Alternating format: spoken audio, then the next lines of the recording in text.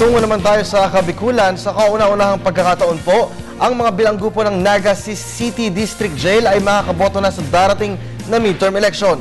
Ang mga detalye hatid ni Grace Refama Simando ng Radyo ng Bayan Naga. Magandang hapon sa Grace. Yes, Kirby, magandang hapon. Sa kauna-unahang pagkakataon, makakaboto na ang lahat ng mga bilanggo sa Naga City District Jail ngayong midterm elections. Inihanda na ng COMELEC Naga ang memorandum order para sa mga magsisilbing Special Board of Election Inspectors na itatalaga sa Naga City District Jail sa araw mismo ng halalan. Aabot sa 88 bilanggo ang nakakulong na pwedeng magboto sa darating na halalan. Sila ay yung mga hindi pa nasisentensyahan at dinidinig pa lang ang mga kaso. Mano-mano ang magiging paraan ng pagboto ng mga bilanggo. Pagkatapos ng lahat, isusumiti sa polling precincts ng paaralan na kinalalagyan ng bilangguan upang doon isalang sa PICOS machine ang kanilang balota.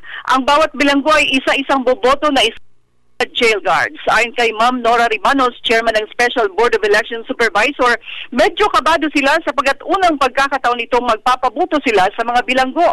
Sa iba pang election update, simula alas 2 ng hapon hanggang alas 4 na lamang pwedeng mag-issue ng voters ID ang COMELEC dito sa Naga. Ito ay dahil sa sobrang dami ng kanilang trabaho ngayon hinggil sa mga paghanda sa nalalapit na halalan, kaya't hindi na sa buong araw na pwedeng kumuha ng voters ID ang isang nagparehistrong botante. Yan po ang latest mula sa Radyo ng Bayan Naga. Grace Refama Simando para sa Telebisyon ng Bayan.